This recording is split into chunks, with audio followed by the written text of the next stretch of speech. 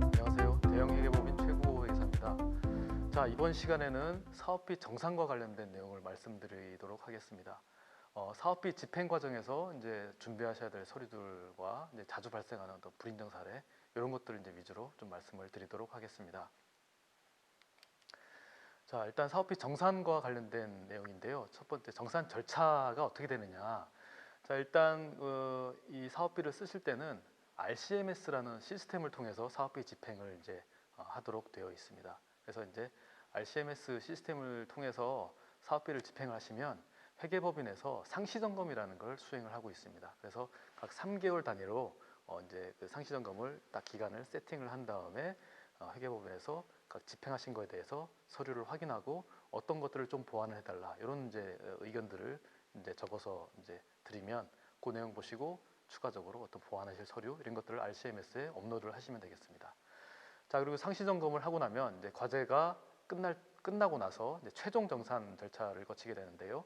최종 정산을 하고 나서는 이제 감사 보고서가 작성이 돼서 회계법인에서 산업단지공단으로 감사 보고서가 제출이 되게 됩니다.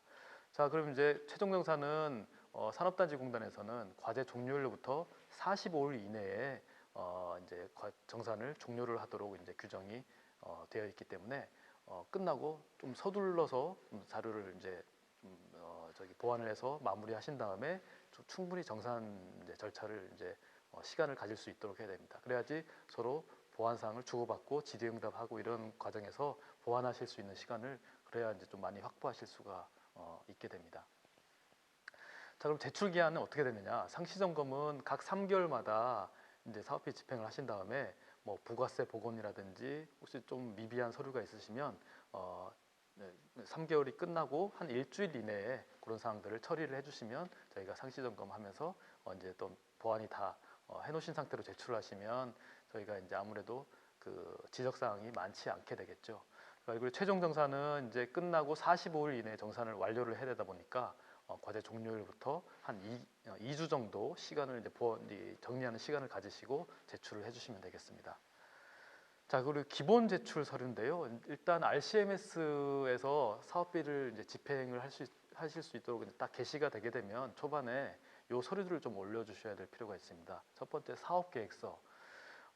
사업계획서 같은 경우는 저희가 정산을 하면서 어떤 내용들이 사업계획서에 편성이 되어 있는지 그거에 따라서 집행이 이루어지고 있는지 이런 것들을 이제 비교를 해가면서 정산을 해야 되기 때문에 사업계획서를 올려두셔야지 저희가 이제 정산을 할 수가 있습니다.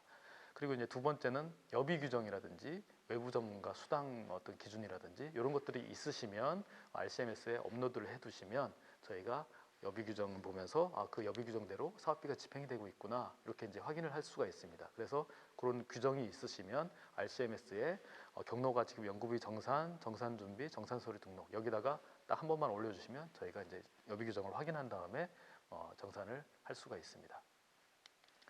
자, 그리고 상시 점검이 되고 나면 이제 결과 조회를 한번 해보셔야 되는데요. 이제 저희가 상시 점검을 완료를 딱 누르면은 RCMS에서 자동적으로 과제 책임자한테 문자와 메일이 발송이 되게 됩니다. 그럼 그걸 보시고 정산을 실무를 수행하는 분한테 내용을 전달을 해주셔가지고 보완이 될 수 있도록 해주셔야 되는데요.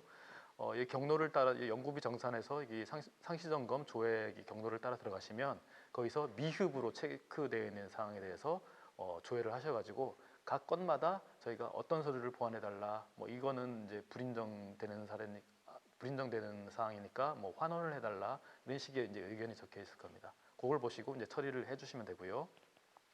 그리고 보완 서류들 등록하는 방법은 연구비 현황에서 연구비 사용 내역 그리고 조회 이렇게 들어가셔가지고 보완하실 서류들을 이렇게 추가적으로 업로드해서 올려놓으시면 되겠습니다.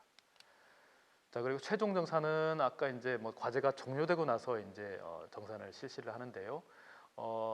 종료가 되고 나서 45일 이내에 정산을 마무리를 해야 되기 때문에 시간이 굉장히 좀 촉박한 편입니다. 그렇기 때문에 좀 종료하고 2주 정도 준비하는 시간을 가지시고 마무리를 해달라고 말씀을 드렸고요.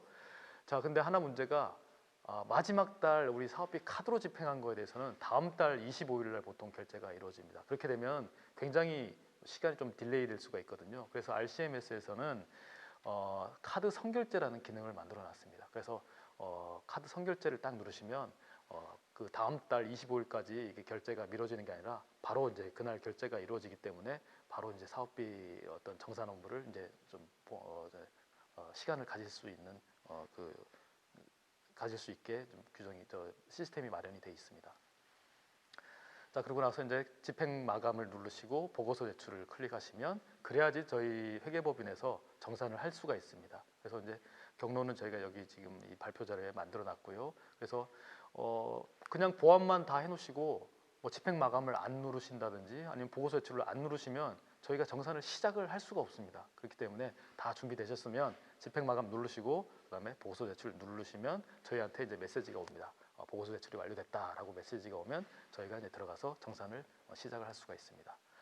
자, 그러면 이제 최종 정산 단계에서도 마찬가지로 미비한 사항이 있으면 다시 보완 요청을 드릴 거고요. 그리고 또 질문도 뭐 이제 질문 사항은 질문을 드릴 겁니다. 그런 사항들에 대해서 보완해 주시고 답변해 주시고 하면 또 최종적으로 뭐 불인정 금액이 있으면 불인정 금액을 산정을 해서 회계감사 보고서에다가 어떤 이제 잔액이 얼마고 이제 불인정이 얼마고 해서 이렇게 보고서가 작성이 돼서 RCMS에 이제 업로드가 되게 되면 정산이 끝나게 되게 됩니다.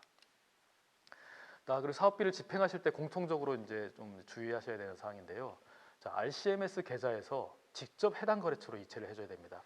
이 시스템이 이제 이 집행을 하실 때 뭐 예를 들면 세금 계산서를 받았다라고 하면 이제 그 거래처로 송금을 해줘야 되는데 그 경우에 RCMS에서 그 상대방 거래처 계좌번호를 이렇게 입력을 하게 돼 있습니다. 그러면은 RCMS에서 직접 그 거래처로 바로 이제 송금이 되는 이제 절차를 이렇게 거치게 되어 있습니다.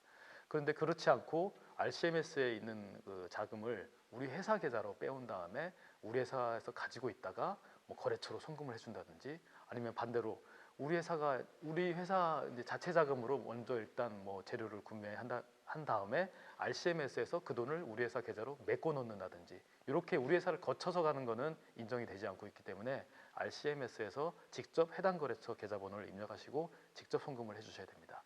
자, 그런데 예외적으로 현금 인건비라든지 또는 뭐 수입을 함으로써 이제 외화 송금을 해줘야 될 일이 있다라고 하면 그런 것들은 예외적으로 우리 회사 계좌를 거쳐서 갈 수 있도록 예외적인 규정이 만들어져 있습니다. 자, 그리고 두 번째는 카드로 쓰실 때는 RCMS에 등록된 카드로만 쓰셔야 됩니다. 예를 들면 회의비라든지 뭐 야근 식대라든지 이런 게 카드를 쓰실 때는 뭐 개인 카드라든지 아니면 회사의 뭐 그냥 법인 카드 이런 것들을 쓰시면 안 되고요.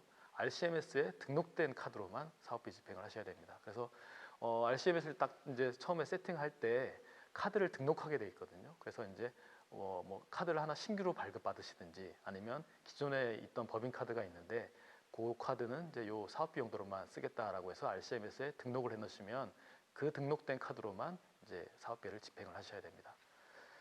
자, 그리고 이제 각 집행건에 대해서는 아래 서류를 공통적으로 첨부해 달라라고 말씀드렸는데요. 어떤 품위서, 지출결의서, 뭐 이게 둘 다 작성하는 회사도 있을 거고 아니면 둘 중에 하나만 작성하는 회사도 있을 것입니다. 그래서 둘 중 하나만 제출하시면 되고요. 우리 회사는 아예 이런 서류들을 작성을 안 한다라고 하셔도 지출결의서는 반드시 하나 작성을 하셔가지고 업로드를 해주셔야 됩니다. 그리고 이제 세금 계산서를 받고 대금을 지급했다라고 하면 세금 계산서와 거래명세서 이렇게 한 세트로 이제 올리시면 되고요. 카드로 구매를 했다라고 하면 카드 영수증하고 또 물건을 샀을 경우에 거래명세서 이런 것들을 한 세트로 올려주시면 되겠습니다. 자, 그리고 이제 RCMS에서 직접 해당 거래처로 이체를 했으면 굳이 뭐 이체 확인증은 필요가 없습니다. 회계법인에서 이 돈이 어느 계좌로 누구한테 송금이 됐구나 이걸 확인할 수가 있는데요. 그렇지 않고 아까 뭐 현금 인건비라든지 외화 송금이라든지 예외적으로 우리가 이제 우리 회사 계좌를 통해서 이제 지급되는 경우에도 인정되는 경우가 있지 않습니까? 그런 경우에는 우리 회사를 거쳐서 우리 회사에서 최종 목적지까지 이 대금이 잘 전달이 됐는지 확인할 수 있도록 이체 확인증을 별도로 하나 제출을 해주실 필요가 있습니다. 자, 그리고 공통적인 불인정 사항인데요. 이제 금방 말씀드린 거에 반대되는 사항입니다. 자, RCMS 계좌에서 직접 해당 거래처로 이체를 해줘야 되는데 그렇지 않고 우리 회사 계좌를 거쳐갔다든지 아니면 우리 회사 계좌에서 먼저 쓰고 RCMS에서 메꿔놨다든지 이런 것들은 불인정이 된다라고 아까 말씀을 드렸고요. 자, 그리고 RCMS에 미등록된 카드, 아까 등록된 카드로만 써야 된다고 말씀드렸죠. 그렇지 않은 카드로 집행을 하면 그 카드로 쓴 것들은 다 불인정 대상이 되게 됩니다. 자, 그리고 세 번째, 환급받을 수 있는 부가세, 관세 등은 사업비 복원이 필요하다. 이제 사업비를 집행하는 방법이 크게 이제 두 가지로 구분을 할 수가 있는데요. 우리가 이제 세금 계산서를 받았다라고 하면, 예를 들면 뭐 100만 원짜리 세금 계산서를 받았다. 그럼 100만 원에다가 부가세 10만 원에서 우리가 업체한테 110만 원을 송금을 해줘야 됩니다. 그 경우에 일단 RCMS에서 110만 원을 다 송금한 다음에 이 10만 원 부가세에 대해서는 RCMS에 부가세 복원하는 기능이 있습니다. 그래서 부가세 복원 기능을 딱 눌러가지고 10만 원을 RCMS에 이렇게 다시 환원해서 이렇게 쓰는 경우도 있고요. 두 번째 방법은 RCMS에서는 공급가액 100만 원만 집행을 하고 부가세 10만 원은 회사 자체 계좌에서 이렇게 송금하는 경우, 이렇게 두 가지 편한 방법을 선택해서 쓰실 수가 있고요. 그리고 이제 사업비 카드로 집행할 경우에는 그 식당이나 이런 데서 써도 다 부가세가 포함이 되어 있습니다. 그 경우에는 RCMS 계좌에서 이제 카드 결제일에 부가세까지 다 한꺼번에 이제 출금이 되기 때문에 그 경우에는 이제 부가세만큼은 이제 집계를 하셔가지고 RCMS에 부가세 복원을 하는 절차를 거치셔야 됩니다. 그래서 복원을 안 해놓으시면 이 부가세가 다 나중에 불인정 처리가 돼서 환수가 되기 때문에 반드시 부가세는 사업비에서 집행이 안 되니까 복원을 하실 필요가 있고요. 자, 그리고 네 번째, 수행기관 간의 현금 거래. 이것도 간혹 이제 모르셔가지고 불인정되는 경우가 있는데, 이게 불인정이 돼버리면 굉장히 금액이 크게 발생하는 경우가 많이 있습니다. 이제 주로 재료비나 이런 쪽에서 발생을 하는데요. 예를 들면 주관기관하고 참여기관하고 이 사업비로 이 물건을 사고 파는 거 안 된다라는 겁니다. 그래서 주관기관이 물건을 사려고 보니까 참여기관에서 그 물건을 팔고 있더라. 그래서 이 사업비로 이 참여기관한테 돈을 주고 그 물건을 사왔습니다. 이런 경우에 이제 불인정이 된다는 얘기입니다. 그래서 주관과 참여기관은 각자의 역량을 이제 보유한 역량을 바탕으로 이제 선정이 됐기 때문에 각자 보유하고 있는 어떤 그런 재료라든지 장비는 사업비로 이제 현금으로 거래를 할 수가 없습니다. 그래서 그런 것들은 현물로 출자를 하셔야 됩니다. 자, 그리고 다섯 번째, 인적 물적 구분이 명확하지 않은 기관 간 거래. 이제 어떤 특수관계자 간의 이제 거래가 이제 대표적인 예가 해당이 되는데요. 관계사 간의 거래는 아무래도 악용될 소지가 높습니다. 그래서 이제 뭐 허위 거래는 가공 거래를 한다든지 어떤 뭐 단가를 부풀려 가지고 거래를 한다든지 이런 악용의 소지가 있기 때문에 관계사 간의 거래는 원칙적으로 금지를 하고 있습니다. 자, 그리고 사업비 변경 등이 생기면 이제 우리 전담기관, 산업단지공단의 어떤 승인을 받고 이런 경우가 있는데요. 그런 것들을 지키지 않고 마음대로 변경을 해서 썼다라고 하면 이제 당연히 불인정이 되겠죠. 그리고 이제 협약 기간 내에 지출 원인 행위를 완료하지 않고 물품이나 용역을 제공받지 않은 경우. 자, 말이 좀 길게 써 있는데요. 자, 우리 예를 들면 1년 동안 과제를 한다라고 하면 요 1년의 기간 안에 물건 살 거 다 사고 다 해야 된다는 얘기입니다. 그걸 과제가 종료된 이후에 이제 뭐 증빙을 받아가지고 제출을 한다든지 아니면 과제 시작하기 전에 우리가 물건을 뭐 산 게 있다든지 이런 것들은 인정이 되지 않기 때문에 요 1년의 기간 안에 그 사업 기간 안에서 다 이제 사업비를 구매를 하고 다 지급을 하시고 이렇게 완료를 해야 된다는 얘기입니다. 자, 근데 어떤 경우가 있냐면 이제 사업 기간 종료되기 전에 우리가 이제 대금을 다 지급하고 뭐 이제 세금 계산서도 받고 했는데 물건이 종료일 이후에 들어온다. 이런 것들은 이제 과제 종료일까지 쓴 게 아니겠죠. 그래서 이제 종료일 이후까지 물품이나 용역 제공이 완료가 돼야 됩니다. 그래서 그 기간을 넘어가서 어떤 물건을 받았다든지 서비스가 완료된 경우에는 인정되지 않는다. 이걸 조금 주의를 하실 필요가 있고요. 자, 그리고 현물 부담금을 부당하게 계상하거나 집행한 경우, 이제 현물을 보통 이제 인건비로 많이들 이제 부담을 하시는데요. 자, 사업계획서에 이제 홍길동이 참여하는데 연봉이 좀 숫자를 단순화해 보겠습니다. 연봉이 1,200만 원, 이제 월 100만 원이다. 그래서 참여율 10%다라고 이제 해서 120만 원을 현물로 잡아놨는데 이분의 연봉을 나중에 이제 정산을 해보니까 연봉이 1,200이 아니라 한 1,000만 원밖에 안 되더라라고 하면 200만 원이 부족하게 되지 않습니까? 그러면 이제 부족 금액 200만 원 곱하기 참여율에서 20만 원이 불인정이 되는 이제 사태가 벌어지게 됩니다. 그래서 편성하실 때 그 연봉에다가 연봉을 적으실 때는 실제 받는 급여 수준으로 해서 적으셔야지 너무 좀 부풀리기를 한다든지 이렇게 되면 나중에 환수가 될 수 있습니다. 그래서 현물에서 불인정이 나게 되면 마찬가지로 이것도 현금으로 환수가 되기 때문에 조금 주의를 하실 필요가 있습니다. 자, 인건비 정산 시 준비 서류입니다. 내부 인건비, 외부 인건비 이렇게 구분이 되어 있는데요. 일단 인건비와 관련해서는 기본적으로 급여 대장하고 이체 확인증을 기본적으로 제출을 해주셔야 됩니다. 그리고 첫 번째는 이제 참여연구원 현황표인데요. 사업계획서에 이제 인건비 부분에 대해서 누가 참여할 건지 뭐 연봉, 참여율 이런 것들이 다 적혀 있지 않습니까? 그대로 변경 없이 이제 과제가 끝나면 참여연구원 현황표도 사업계획서에 있는 내용 그대로 이제 제출하시면 되는데 중간에 참여 인력이 바뀐다든지 뭐 참여율이 바뀐다든지라고 하면 그런 이제 변경된 히스토리를 좀 정리를 해가지고 현황표에다가 이제 적어서 제출을 하시면 되겠습니다. 자, 그리고 이제 월별 급여 명세서와 급여에 대한 2차 확인증을 이제 한 세트로 준비를 해주셔야 되는데요. 자, 예를 들면 급여 명세서에 월급이 100만 원이다. 100만 원인데 소득세, 뭐 4대 보험 이렇게 원천 징수를 해서 10만 원 원천 징수가 된 다음에 90만 원이 실지급액이다라고 이제 급여 대장의 내용이 나오겠죠. 그러면은 90만 원이 실제 홍길동한테 계좌 이체된 근거가 이제 이체 확인증이 있어야 됩니다. 그래서 급여 대장과 그거에 대한 이체 확인증이 한 세트로 반드시 제출이 돼야 되고요. 자, 그리고 이제 신규 채용 인력에 대해서는 건강보험 자격득실 확인서를 제출을 하셔야 됩니다. 거기 보면 우리 회사에 언제 이제 4대 보험을 가입했는지가 나오게 됩니다. 그 날짜를 이제 회사 입사일로 지금 간주를 하고 있기 때문에 건강보험 자격득실 확인서를 제출해서 이분이 신규 채용된 직원이 맞는지 이런 것들을 이제 입증을 하실 필요가 있고요.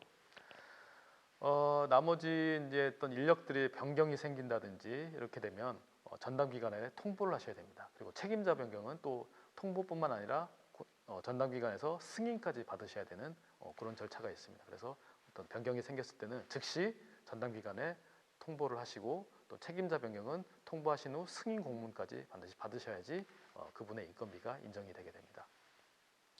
자, 그리고 외부 인건비 같은 경우는 이제 우리 회사 소속이 아닌 다른 기관 소속의 사람인데요. 아까 파트 1에서 말씀드렸듯이 외부 인건비는 다른 비영리 기관 소속이거나 아니면 프리랜서인 경우에만 이제 외부 인건비를 쓰실 수가 있고 다른 회사 소속, 기업체 소속인 분들은 외부 인건비를 쓸 수 없다고 아까 말씀을 드렸죠.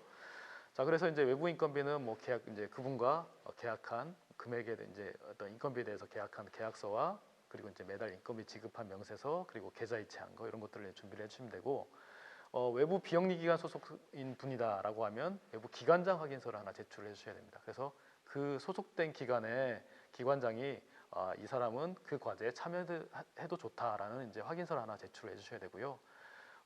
그리고 이제 프리랜서 같은 경우는 건강보험 자격득실 확인서를 통해서 이분이 다른 기업체 소속이 아닌지 이런 것들을 이제 확인을 해서 기업체 소속이면 외부 인건비로 편성이 안 되겠죠. 그래서 이제 건강보험을 통해서 기관 소속이 어딘지를 이제 확인을 시켜 주셔야 됩니다.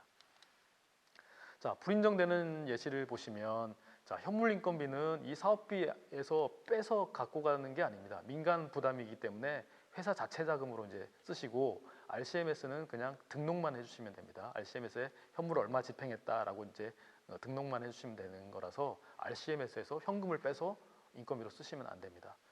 자, 그리고 이제 두 번째 참여연구원의 변경을 보고하지 않고 지급한 금액. 이제 인력 변경이 발생하게 되면 반드시 전담기관, 그러니까 한국산업단지공단에다가 공문으로 통보를 하셔야 됩니다. 근데 그 통보 기간이 즉시입니다. 즉시 통보를 하셔야지 그게 뭐 변경 통보를 아예 누락시켰다든지 아니면 통보가 굉장히 좀 지연됐다라든지라고 하면 그 지연된 기간 동안에 인건비는 불인정되는 사태가 벌어지기 때문에 반드시 참여 인력이 바뀌게 되면 즉시 공단에다가 공문으로 통보를 하셔야 됩니다. 자, 그리고 세 번째 개인별 계좌로 이체를 해야 되는데 뭐 그냥 은행 이체를 하지 않고 그냥 영수증으로 이렇게 가름하는 경우가 있습니다. 뭐 홍길동은 급여 뭐 100만 원을 받았다 이렇게 그냥 영수증만 제출하시는 경우가 있는데 그거는 사실상 이제 인정받을 수 없게 됩니다. 요새는 다 은행으로 이제 급여 이체를 하고 있지 않습니까? 그렇기 때문에 그런 것들은 어떤 적격한 증빙으로 인정받기가 힘들고요. 자, 그리고 참여율 10% 이상 돼야 된다고 아까 초반에 말씀드렸고요. 자, 그리고 실제 급여 총액보다 높게 지급한 금액이 있을 경우에 그 차액. 자, 예를 들면 자, 급여가 100만 원이고 참여율이 10%라고 하면 매달 10만 원씩 이제 사업비로 집행을 하시면 되는데 매달 10만 원이 아니라 예를 들면 뭐 30만 원을 집행했다라고 하면 20만 원을 과다 집행한 경우가 됩니다. 그럼 20만 원이 불인정이 된다. 이거 뭐 당연한 얘기겠죠. 자, 그리고 쭉 보시면 신규 채용 참여연구원의 현금 인건비는 아까 타 용도로 전용이 불가하다고 말씀드렸습니다. 그래서 사업계획서에 인건비를 작성하는 표에 보면 기존 인력, 신규 인력 이렇게 나눠서 작성을 하게 돼 있고, 신규 인력한테 편성된 현금 인건비는 그 신규 인력 현금 인건비로만 써야지 남았다고 그래서 어떤 재료비라든지 다른 항목으로 전용을 하실 수가 없습니다. 그렇게 되면 다 불인정이 된다라는 거고요. 그리고 이제 내부 인건비, 외부 인건비 한번 쭉 내용을 한번 읽어보시면 될 것 같습니다. 자, 그리고 학생 인건비 정산할 때는 아까 이제 파트 1에서 각 학교마다 통합관리 기관으로 지정된 학교가 있고 그렇지 않은 학교가 있습니다. 그래서 통합관리 기관으로 지정된 학교는 각 학생들에 대해서 뭐 지급한 어떤 그 학생 인건비 지급 서류를 뭐 제출하실 필요는 없습니다. 정산이 면제가 되는데요. 그런데 그 학생들의 어떤 건강보험 자격투실 확인서를 하나 제출해야 됩니다. 왜냐하면 그 학생이 혹시 이 과제 수행하는 기간 동안 다른 회사에 뭐 이렇게 취직을 했다든지 이런 것들을 확인을 할 필요가 있기 때문에 그 학생들의 건강보험 자격투실 확인서를 제출해서 이제 뭐 직장 피부양자라든지 뭐 지역 가입자라든지 이렇게 이제 확인을 시켜주셔야지 다른 회사 가입돼 있으면 그 기간 동안에 학생 인건비는 불인정이 되게 됩니다. 자, 그리고 통합관리 기간이 아닌 경우에는 이제 건강보험 자격투실 확인서뿐만 아니라 그 학생한테 지급한 뭐 이체 확인증 이런 것들도 추가적으로 입증을 해 주셔야 됩니다. 자, 그리고 불인정 예시 보시면 뭐 학생 인건비를 과제 책임자가 회사에서 공동으로 관리를 한다 이런 건 안 되고요. 바로 그냥 학생들한테 지급을 해야지 이거 모아가지고 공동 관리할 수가 없습니다. 그리고 학생 인건비 지급 단가가 아까 있었잖아요. 학사과정인 학생은 월 100만 원 기준, 석사과정은 180만 원, 박사과정은 250만 원 이렇게 이제 월 단가가 기준이 있는데 그거보다 초과해서 지급을 했다든지 이런 것들은 불인정이 되게 됩니다. 그리고 마찬가지로 통합관리 기간이 아닌 학교는 학생이 바뀌게 되면 이것도 마찬가지로 전담 기간에 통보를 해야 됩니다. 통합관리 기간은 굳이 통보는 안 해도 상관없고요. 통합관리 기간이 아닌 학교는 학생의 변경이 이루어지게 되면 산업단지공단에 공문으로 학생 변경에 대해서 통보를 하셔야 됩니다. 자, 그리고 연구시설 장비 및 재료비인데요. 일단 기본적으로 공통 서류 갖춰야 될 것은 지출결의서, 그리고 이제 뭐 카드로 샀으면 카드 전표, 뭐 세금 계산서를 받았으면 세금 계산서 이렇게 준비를 하시고, 그리고 물건 구매한 거에 대해서는 반드시 거래 명세서가 있어야 됩니다. 간혹 견적서로 대체를 하는 경우도 많이 있는데요. 견적서는 물건을 구매하기 전에 가격이 얼마인지 이런 것들을 이제 알아보는 서류이고, 실제 물건을 납품 받았을 때는 거래 명세서를 하나 받아서 세금 계산서와 거래 명세서를 이렇게 한 세트로 항상 준비를 해 주실 필요가 있습니다. 자, 그리고 이제 3천만 원 이상인 장비에 대해서는 아까 중앙장비심의위원회에서 승인을 받은 경우만 구매를 할 수가 있고요. 그리고 이제 구매를 하셨으면 이튜브라는 그 사이트에 등록을 해주셔야 됩니다. 그래서 그 등록한 확인서도 같이 RCMS에 업로드를 해주셔야 되고요. 자, 그리고 네 번째 보시면 외자 구매의 경우 수입 신고 서류가 필요하다. 그러니까 이제 어떤 재료나 장비 같은 거를 외국에서 수입하는 경우도 있을 수 있을 겁니다. 그 경우에는 이제 수입 과정에서 작성되는 서류 한 세트를 쭉 준비를 해주시면 되는데요. 그래서 뭐 인보이스, 그리고 뭐 패킹 리스트, 수입 신고 필증, 그리고 외국한 송금한 그런 증빙들 이런 것들을 한 세트로 딱 준비를 해주시면 되고요. 그리고 나머지는 쭉 보시면 되고요. 이제 자, 시약 재료 구매 내역서가 있습니다. 어떤 단일 품목 하나의 어떤 품목이 500만 원 이상 구매가 되게 되면 조금 이제 이 연구 활동으로 쓰기에는 좀 많다라고 이제 인지를 하고 있습니다. 그렇기 때문에 500만 원이 넘어가는 한 품목의 어떤 구입비에 대해서는 시약 재료 구매 내역서라는 양식이 별도로 정해져 있습니다. 그 양식을 작성하셔서 정산 서류에 추가적으로 업로드를 해주시면 되겠습니다. 자, 그리고 현물 장비, 현물 재료를 이제 그 현물로 출자하는 경우가 있습니다. 그 경우에는 그 물건을 구입한 증빙을 제출해 주시면 됩니다. 그래서 세금 계산서라든지 그런 것들로 언제 취득했는지 그걸 이제 5년 이내에 취득한 장비여야 된다고 말씀드렸죠. 재료 같은 경우는 사실상 뭐 과거에 사놓은 거는 사실 진부가 돼서 못 쓰는 경우가 많이 있는데요. 재료 같은 경우는 뭐 최근에 구입한 걸로 이제 입증을 해주시면 되고, 현물 장비를 출자하기로 돼 있는 회사는 세금 계산서를 통해서 5년 이내의 장비인지, 그리고 취득가의 20%까지만 현물을 투자한 것인지 이렇게 이제 확인을 시켜주셔야 되겠습니다. 자, 불인용 예시 보시면 수행기간 내부 보유 장비에 어떤 사용료 이런 거 아까 안 된다라고 파트 1에서 아까 이제 말씀을 드렸습니다. 자, 그리고 이제 영리기간이 협약 시 사업계획서에 기재하지 않은 범용성 장비, 어떤 PC라든지 프린터, 복사기 이런 이제 사무용 기기뿐만 아니라 어떤 범용성이 있는 측정 장비도 구매를 하시려면 선정평가에서 사업계획서에 거기다 명시를 해놓고 구매를 하실 수가 있습니다. 자, 마찬가지로 이제 소프트웨어 같은 경우도 범용성 있는 소프트웨어도 협약 시에 사업계획서에 명시를 한 경우에만 구매를 하실 수 있다라는 거고요. 명시되지 않은 소프트웨어는 인정을 받을 수가 없습니다. 자, 그리고 이제 외주 용역비 같은 경우는 아까 파트 1에서 말씀드렸듯이 3천만 원 이상인 경우에는 협약할 때 이제 승인을 받고 외주 용역비를 편성을 하실 수가 있고요. 그렇지 않고 승인이 안 된 외주 용역비를 3천만 원을 갑자기 뭐 변경을 해서 쓰겠다라고 하면 인정이 안 되는 것입니다. 그리고 이제 장비 같은 경우는 아까 종료 2개월 전까지 구매를 완료를 해야 된다라고 말씀드렸죠. 재료야 뭐 상관이 없겠지만 장비 같은 경우는 이 과제가 끝나고도 계속 사용할 수 있는 어떤 비품, 뭐 장비 이런 성격이 소모되지 않는 성격이기 때문에 과제가 끝나기 2개월 전까지는 구매를 완료를 해서 과제에 충분히 좀 사용을 해야지만 사업비로 인정을 받으실 수가 있습니다.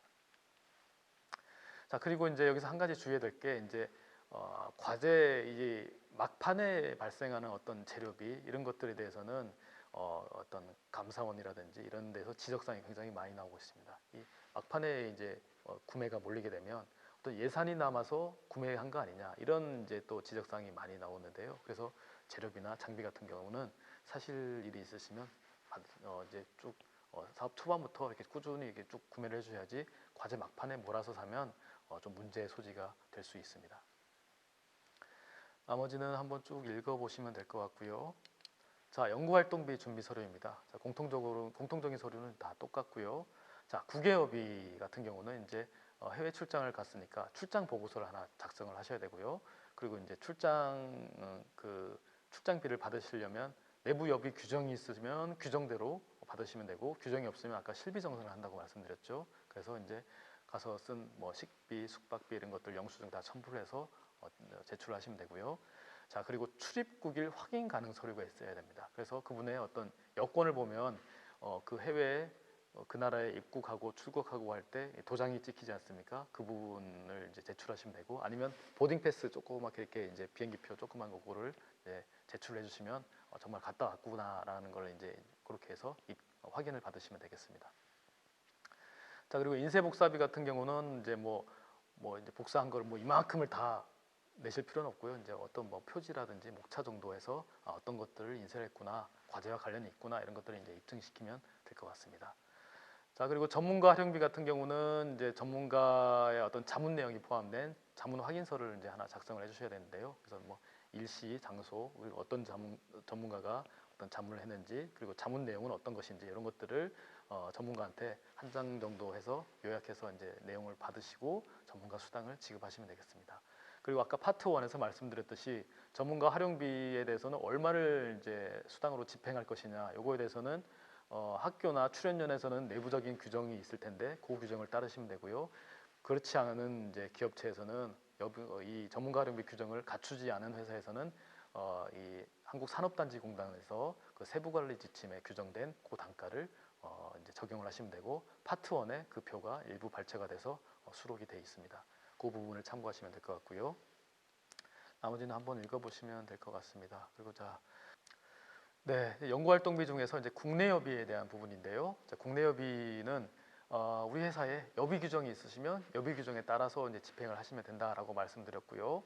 근데 여비 규정이 없는 회사인데 굳이 이 과제를 위해서 여비 규정을 만들어서 쓰실 필요는 없습니다. 오히려 그게 더 문제가 되는 것이기 때문에 원래 쓰던 여비 규정이 있으시면 그거에 따라서 사업비를 집행하시면 되고요. 여비 규정이 없다라고 하면 실비 정산을 하시되 너무 과도한 실비는 인정되지 않는다라고 아까 이제 파트 1에서 말씀을 드렸습니다.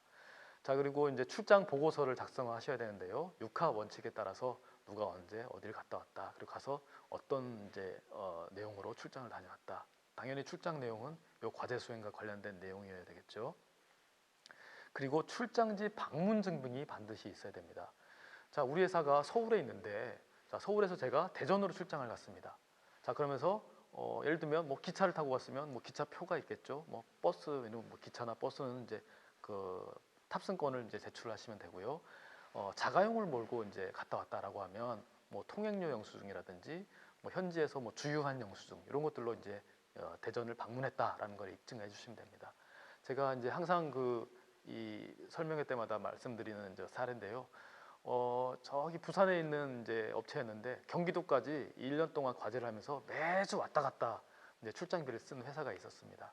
자, 그런데 이 출장비에 대한 증빙으로 일단 출장 보고서는 제출이 잘 됐습니다. 그런데 출장지 방문 증빙이 없었습니다. 그 회사는 이제 출장 보고서하고 회사 옆에서 주유한 주유 영수증만 제출하면서 경기도까지 갔다 왔다라고 이제 이렇게 주장을 했고요. 그래서 저희는 이제 통행료 영수증 아니면 뭐 가다가 주유한 주유 영수증 이런 것들을 요청을 했는데 그런 게 전혀 없다고 말씀을 하셔가지고 전액 다 그 불인정된 사례가 있기 때문에 이 국비를 쓰실 때는 항상 내가 언제든지 입증을 할 수 있어야 합니다. 그래서 투명성이 굉장히 좀 높게 요구가 됩니다. 그래서 항상 내가 갔으면 갔다라는 증거를 좀 이렇게 확보를 해두실 필요가 있습니다. 자, 그리고 회의비 같은 경우는 회의록을 하나 써야 되는데요. 언제 어디서 누구와 어떤 내용으로 회의를 했다라고 쓰시면 되고요. 반드시 우리 회사 사람뿐만 아니라 다른 기관 소속의 사람이 같이 참여를 해서 회의를 해야지 우리 회사 사람끼리 회의하고 회의비를 집행한다. 이거는 인정이 되지 않습니다. 그래서 회의록에 누가 참석했는지 참석자 소속과 이름을 쓰게 돼 있으니까 그걸 보고 외부 기관 참석자가 있는지를 확인을 하고 있기 때문에 반드시 그분 회의록에 써서 제출을 해주셔야 되고요. 그리고 이제 10만 원 이하의 회의비는 이제 뭐 회의록 작성 안 하고 영수증만 제출하도록 이제 규정이 조금 간소화돼 있는데요. 그렇지만 우리 지출결의서를 이제 작성해서 제출해야 되기 때문에 지출결의서에 그런 내용을 이제 뭐 일시 누가 참석했는지 이런 내용을 간략하게 담아서 제출을 해주시면 되겠습니다. 자, 그리고 사무용품 같은 경우 영광력 유지비 같은 경우에는 거래 명세서를 하나 이제 제출을 해주셔야 되는데 항상 뭐 재료비든 뭐 사무용품비든 물건을 사셨으면 반드시 거래 명세서를 첨부를 해주셔야 됩니다. 그래서 어떤 물건들을 샀는지 그 물건을 쭉 리스트를 보고 이 과제와 관련성 여부를 저희가 이제 따지고 있기 때문에 반드시 거래 명세서를 제출을 해주실 필요가 있고요.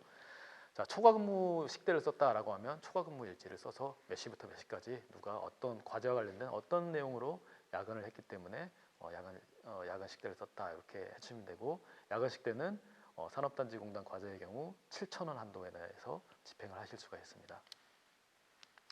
자, 불인정 예시 보시면 이제 인건비에 비영리법인의 어떤 지원 인력을 이제 인건비로 편성할 수 있게 이제 올해 규정이 개정됐는데요. 그 지원 인력은 인건비만 쓸 수 있지 이 뭐 어떤 여비라든지 뭐 회의비라든지 이런 이제 연구활동비에 속하 있는 그 항목들을 쓰실 수가 없습니다. 그래서 지원 인력은 인건비로만 편성하셔야지 그 지원 인력에 뭐 다른 뭐 여비 이런 것들은 쓰실 수가 없다라는 거 조금 주의를 해주실 필요가 있고요. 국외여비 같은 경우는 이제 우리 회사에 여부 규정이 있으시면 여부 규정을 따르라라고 말씀드렸고 그렇지 않으면 실비정산이다 말씀드렸습니다. 그리고 출장 보고서를 이제 갖추셔야 되고요. 자, 그리고 인쇄복사비 같은 경우는 어떤 이제 과제와 관련성이 없는 것들은 이제 뭐 불인정이 된다라고 보시면 될 것 같습니다. 그래서 뭐 신문 구독료라든지 어떤 뭐 명함 제작비, 뭐 차량 뭐 정비 세차 이런 것들 그리고 사업 계획서에 없는 어떤 공공요금들 이런 것들 이제 보시면 이 과제와 직접적인 관련이 없구나라는 걸 내용을 아실 수가 있을 것 같습니다.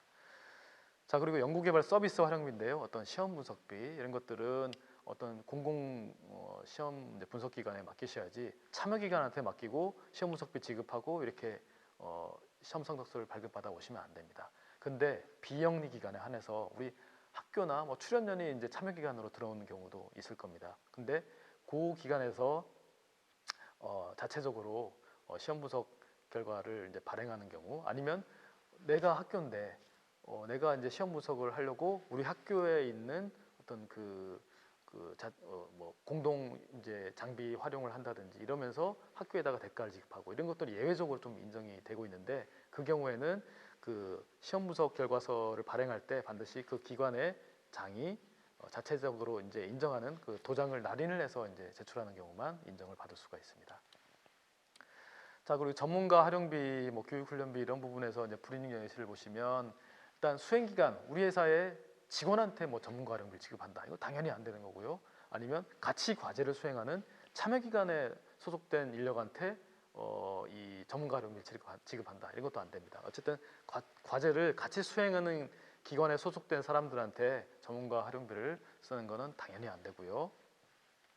자, 그리고 전문가 활용비 지급 단가를 초과하여 지급한 금액. 자, 전문가 활용비를 쓰실 때는 자체적인 전문가 활용비 금액에 대한 규정이 있으시면 그 규정을 우선적으로 이제 사용을 하시면 되고요. 근데 아마 대부분의 기업체에서는 이 규정은 갖추지는 않았을 겁니다. 자, 그런 경우에는 산업단지공단에서 만든 세부관리 지침에 나오는 그 단가를 적용을 하시라라고 말씀드렸고, 그거는 파트 1에 그 제가 단가표를 발췌를 해놨기 때문에 그 부분을 참고하시면 될 것 같습니다. 자, 그리고 한번 쭉 보시면 뭐 당연히 뭐 안 될 내용이구나 하실 수 있을 것 같고요. 한 가지 이제 뭐 문헌구입비, 책을 사는 부분에 있어서도 요 과제와 관련해서 직접적으로 관련이 있는 기술개발 서적만 되는 것이지 어떤 뭐 인문학 책을 산다든지 조금 간접적인 부분에 있는 그런 영역의 책들은 구매를 하실 수가 없습니다. 그래서 직접적으로 관련이 있는 기술 분야의 도서를 구입하는 것만 인정이 된다라는 거. 요 부분도 의외로 또 불인정이 많이 나오고 있습니다. 자, 그리고 국내 여비는 출장지 방문 증빙을 갖춰야 된다. 아까 말씀드렸죠. 반드시 내가 출장을 갔으면 그 지역에 갔다라는 걸 입증을 하셔야 되기 때문에 뭐 그 지역에서 뭐 주유를 했다든지 뭐 식사를 했다든지 아니면 뭐 통행료 영수증 이런 것들로 갔다라는 걸 입증을 해주시면 되고요. 자, 두 번째, 과도한 주유비는 불인정한다. 일단 회사에 여비 규정이 있으면 그 여비 규정을 따른다라고 말씀드렸고요.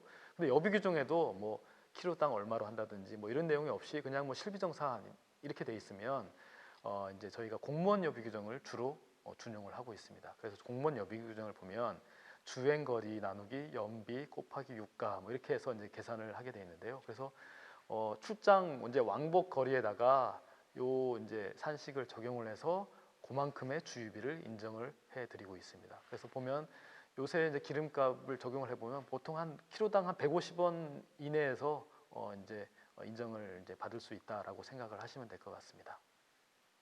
자, 그리고 참여연구원이 아닌 자에게 지급된 여비. 자, 우리 회사의 인력 중에서도 일부만 아마 참여연구원인 경우가 대부분일 텐데요. 자, 저는 참여연구원인데 참여연구원이 아닌 우리 회사 직원하고 같이 요 과제 때문에 출장을 갔다. 이런 경우도 뭐 분명히 있을 수 있을 겁니다. 자, 그 경우에는 저에 대한 여비만 인정이 되지 참여 인력이 아닌 이 직원에 대한 여비는 인정이 되지 않습니다. 그래서 뭐 식비라든지 숙박비라든지 이런 것들은 그 직원 거는 인정이 안 되고 참여 인력 것만 인정이 된다라고 이제 좀 주의를 하실 필요가 있고요. 자, 그리고 회의비 및 초과 근무 식대와 중복 지급된 출장 식대. 자, 예를 들면 제가 오늘 서울에서 부산으로 1박 2일 출장을 갔습니다. 그래서 오늘 저녁에 저는 부산에 있었습니다. 근데 오늘 저녁에 저희 회사 서울에서 이제 회의비를 쓰면서 거기다가 제 이름을 적어 놓은 거죠. 제가 회의에 참석했다. 이건 이제 허위로 이제 작성이 된 거지 않습니까? 또 마찬가지로 제가 부산에 있는데 그날 저녁에 서울에서 제가 초과 근무 식대를 썼다라고 야근 일지에 제 이름을 적어 놓았다. 이런 것들은 이제 허위로 작성을 한 거기 때문에 이렇게 크로스 체크를 해서 허위로 이렇게 작성이 된 것들은 불인정이 된다라는 거 조금 작성에 신경을 써주실 필요가 있고요. 자, 그리고 사무용품비 같은 경우는 컴퓨터 및 주변 기기, 그래서 뭐 하드, USB 메모리, 마우스 계산기 이런 것들은 이제 인정이 안 된다라고 이제 알고 계시면 될 것 같고요. 그리고 사무용품비를 쓰실 때는 일단 과제와 직접적인 연관이 없는 거, 그리고 어떤 비소모성인 것들은 인정이 안 된다라고 생각을 하시면 되겠습니다. 그래서 그 두 가지 판단 기준을 놓고 사무용품비를 구매를 하실 때 이제 적용을 하시면 될 것 같습니다. 그래서 이제 화이트보드라든지 어떤 뭐 서류함 이런 것들은 어떤 비품 성격이 있기 때문에 소모성이 아니다라고 봐서 그런 것들은 인정이 되지 않고요. 또 명함첩 이런 것들은 기술 개발과 조금 이제 직접적인 관련이 없다라고 보기 때문에 이런 것들은 이제 인정이 되지 않는다. 이제 몇 가지 제가 예시를 들어놨는데요. 항상 사무용품을 쓰실 때는 그 두 가지 판단 기준, 직접적인 관련성 그리고 소모성, 비소모성 그 두 가지 여부를 따져서 구매를 하시면 될 것 같습니다. 자, 그리고 연구환경 유지비는 아까 제가 파트 1에서도 말씀드렸는데 연구환경 유지비는 사업계획서에 어떤 거를 사겠다라는 품목을 구체적으로 적시한 경우만 인정이 됩니다. 그래서 연구환경 유지비 100만 원 이렇게 쓰시면 그거는 다 불인정이 되기 때문에 연구학년 유지비 하고 이제 괄호치고 어떤 품목을 살 건지 딱 품목이 적혀 있어야지만 그 품목에 한해서 인정이 되고 있으니까 사업계획서 작성 단계에서 이건 조금 신경을 써주실 필요가 있습니다. 자, 그리고 회의비는 보시면 이제 회의록이 없이 집행한 거, 일단 회의록이 이제 필수 서류라고 아까 이제 말씀드렸고요. 그리고 회의록에 이제 반드시 참가자의 소속과 성명이 들어가 있어야 됩니다. 자, 그리고 주류가 들어간 회의비. 이제 요새는 그 회의비를 쓰시면 식당에서 영수증을 줄 때 어떤 거를 먹었는지 쭉 이렇게 리스트가 나오는 그런 영수증이 있을 겁니다. 근데 거기에 뭐 소주가 들어가 있다든지 뭐 어떤 주류가 들어가 있으면 그 금액 전체가 불인정됩니다. 그래서 소주값만 불인정되는 게 아니라 그 영수증에 나온 밥값까지 전체가 다 불인정되기 때문에 그 부분은 꼭 좀 주의를 하실 필요가 있습니다. 그래서 이렇게 술이 들어간 어떤 자리는 어떤 건전한 회의의 자리가 아니라 유흥성 자리다라고 이렇게 이제 국비를 지원하는 입장에서는 그렇게 판단을 하기 때문에 반드시 술이 포함되지 않도록 주의를 하실 필요가 있고요. 그리고 세 번째, 외부 기관 참석자 없이 수행기간 내부 직원간 회의비 안 된다라고 아까 이제 말씀드렸죠. 자, 그리고 이격지 회의비, 그리고 밤 10시 이후에 집행된 회의비, 이런 것들은 어떤 개인적인 용도 아니면은 뭐 주류가 포함되어 있을 가능성이 이게 굉장히 높아지게 됩니다. 그렇기 때문에 이런 부분들은 조금 신경을 써서 회의한 장소 그 근처에서, 그러니까 우리 회사 근처 아니면 회의 장소 그 부근에서 이제 쓰시고 너무 늦은 시간에 집행되지 않도록 쓰셔야 되고요. 자, 주점에서 집행한 회의비 보면 딱 상호를 봤을 때 이건 호프집이구나. 뭐 이거 딱 이렇게 드러나는 그런 이제 식당 같은 경우는 아무래도 좀 주류가 포함이 됐다라고 볼 수 있겠죠. 그래서 그런 것들은 인정이 안 된다라고 보시면 될 것 같고요. 그리고 1인당 이제 회의비는 3만 원 한도가 있다. 식비, 다과 포함해서 3만 원 한도를 적용하시면 되겠습니다. 자, 그리고 초과 근무식 때는 참여연구원이 아닌 사람에 대한 초과 근무식 때는 이제 지원이 되지 않고요. 그리고 이제 야근 식대이기 때문에 식비와 관련된 것만 인정이 되지 커피, 음료수 이런 것들은 이제 인정이 안 됩니다. 그래서 간혹 저는 다이어트를 하고 있기 때문에 밥을 안 먹고 커피를 먹었습니다. 이렇게 이제 말씀하시는 분들이 있는데요. 죄송하지만 그 식비가 아니기 때문에 그 부분들은 인정이 되지 않습니다. 자, 그리고 평일 점심 식대 이건 당연히 안 되는 얘기고요. 그리고 아까 이제 말씀드렸듯이 출장비, 회의비, 뭐 이제 초과 근무식 때 이런 것들 다 크로스 체크를 해서 중복이 되게 되면 이제 불인정이 되니까 항상 좀 참석자에 좀 신경을 써주실 필요가 있습니다. 그리고 이제 야간식 때도 마찬가지로 회의비와 마찬가지로 이제 주류가 들어가 있는 그런 이제 야간식 때 같은 경우 이제 인정이 되지 않는다. 그리고 이제 상호가 딱 봐도 여기는 일반 식당이 아니라 어떤 술을 파는 데구나라고 이제 인지가 될 수 있는 데는 좀 이제 자제를 하실 필요가 있습니다. 그래서 보면은 뭐 투다리 해가지고 이제 야간식대로 쓰신 회사가 있는데요. 보면은 이제 투다리에서 저녁에 뭐 한 7시 돼서 이제 썼습니다. 근데 저희가 이제 안 된다라고 말씀을 드렸더니 그 투다리 가서 오뎅탕에 뭐 공깃밥 먹었습니다. 야간식대로 이렇게 주장하시는 회사가 있는데요. 뭐 실제 그랬을 수도 있겠지만 이제 아무래도 좀 투명하게 관리를 할 필요가 있기 때문에 그런 부분들은 조금 자제를 하실 필요가 있고요. 자, 야간 식대 같은 경우는 산업단지공단 과제의 경우 1인당 7,000원 한도가 적용된다라는 걸 조금 주의를 해주실 필요가 있습니다. 자, 그리고 연구수당인데요. 연구수당은 이제 과제가 종료된 이후에 집행을 하시면 되고 연구 기여도 평가서를 작성하셔서 이제 참여 인력들한테 나눠주시면 되겠습니다. 마찬가지로 연구활동비에서도 그렇지만 지원 인력에 대해서는 연구수당을 지급할 수가 없다라는 거고요. 그리고 이제 기여도 평가서와 개인별로 지급한 이체 확인증을 첨부를 해주시면 됩니다. 자, 불인정 예시 보시면 이제 뭐 예산을 초과해서 이제 집행할 수 없다라는 거고, 그리고 이제 기여도 평가가 뭐 합리적이지 않다라든지 이런 것들과 이제 기여도 평가와 다르게 이제 막 연구수당이 지급된 경우 이런 것들은 이제 불인정된다라는 거고요.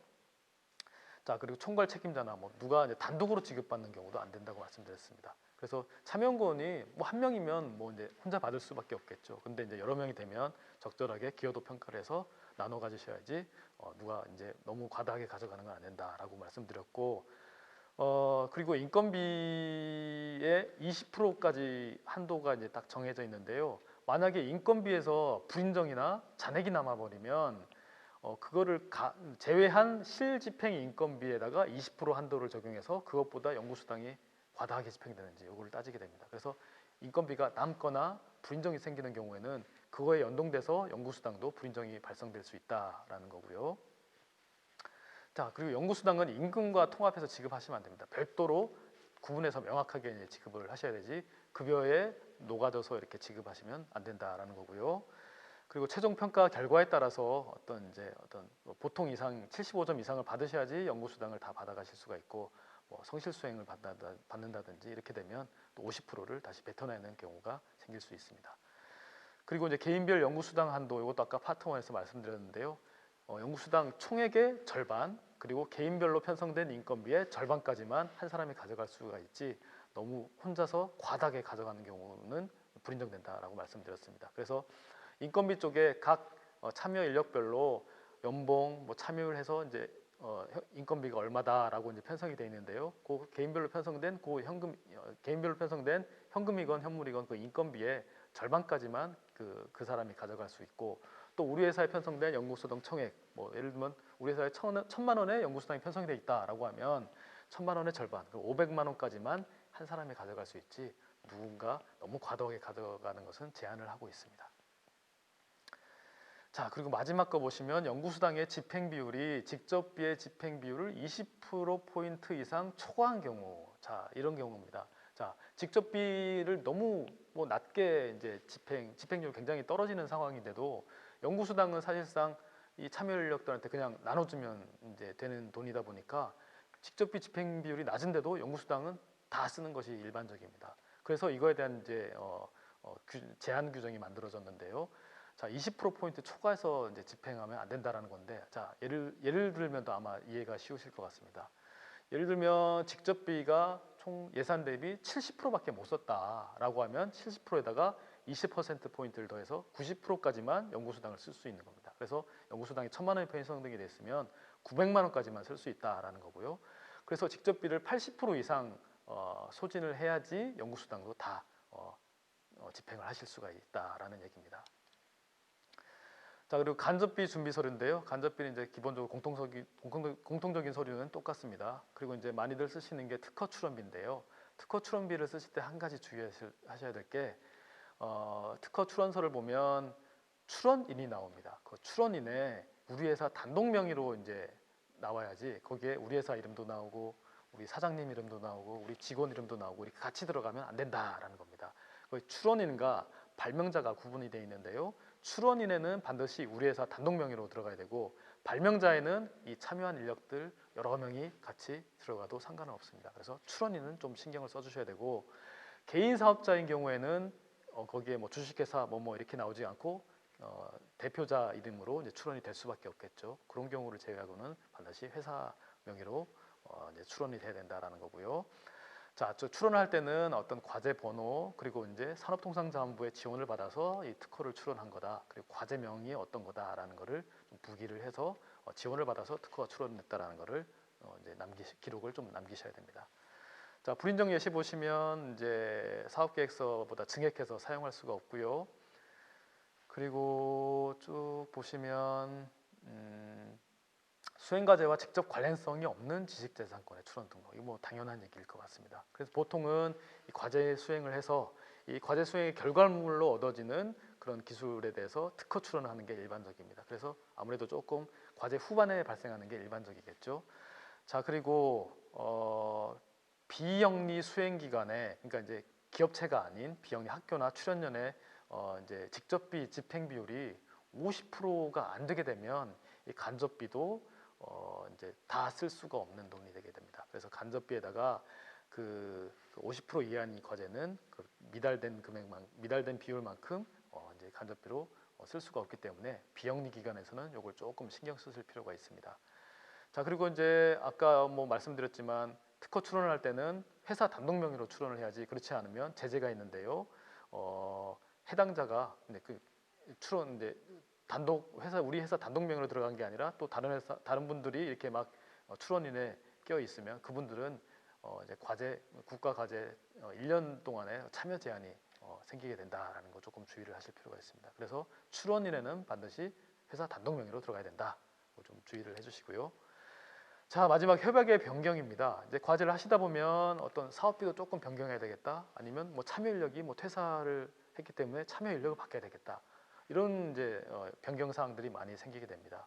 그래서 이제 어떤 중요도에 따라서 승인 사항, 이제 아무래도 좀 중요한 것들은 산업단지공단에서 승인을 해줘야지만 효력이 발생을 하는 거고, 조금 경미한 것들은 산업단지공단에 통보만 해주시면 그걸로 이제 효력이 발생하는 것입니다. 그래서 이제 협약을 변경 가능한 기한은, 승인 사항은 과제 종료 1개월까지만 승인 요청을 하셔야 되고요. 통보 사항은 뭐 정해진 기한은 없습니다. 그래서 과제 종료 시까지 뭐 변경해서 이제 하실 수가 있고요.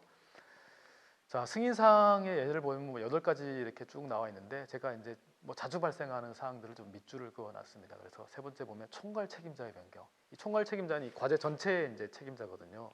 그래서 이분들은 굉장히 중요한 분들입니다. 그래서 이분들이 뭐 퇴사를 한다든지 다른 부서로 가서 책임자를 바꿔야 될 일이 있으면 산업단지공단에 통보를 해서 산업단지공단에서 승인 공문까지 받으셔야지 이제 효력이 발생하는 거다라는 거고요.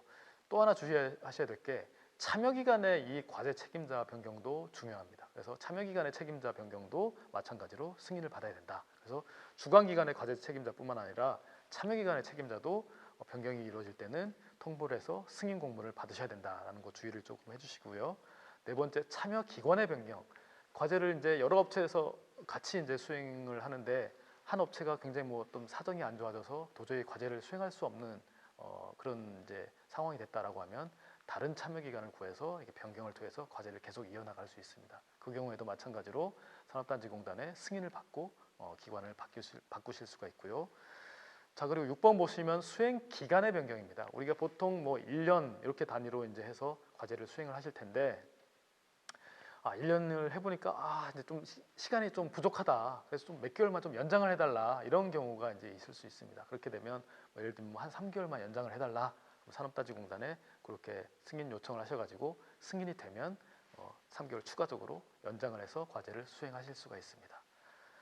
자, 그리고 통보사항 보시면 뭐 조금 경미한 사항들인데요. 어떤 주소의 변경, 대표자의 변경 이런 사항들. 자, 그리고 한 가지 주의하셔야 될 게 두 번째 겁니다.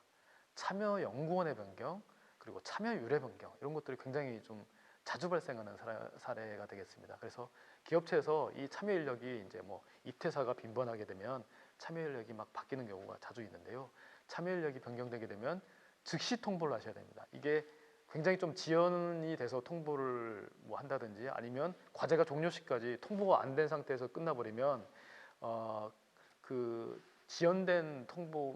통보가 지연된 기간 동안에 그 인건비는 불인정이 되게 됩니다. 그래서 이제 연구원 변경은 항상 좀 신경을 써서 즉시 공단에다가 통보를 해주셔야 되고요. 현물로 편성된 직원이라고 하더라도 현물도 불인정되면 나중에 현금으로 환수가 되니까 꼭 좀 주의를 해주실 필요가 있습니다. 그리고 나머지는 한번 쭉 읽어보시면 될 것 같습니다. 자, 이렇게 해서 이제 정산 부분도 다 말씀을 드린 것 같습니다. 자, 이 어떤 편성과 정산 부분을 잘 이제 좀 숙지를 하셔가지고 불인정이 나오지 않고 지원된 국비를 충실히 다 쓸 수 있기를 모두가 바라고 있기 때문에 좀 신경을 써서 좀 사업비 집행에 만전을 기해 주시면 감사하겠습니다. 경청해 주셔서 감사합니다.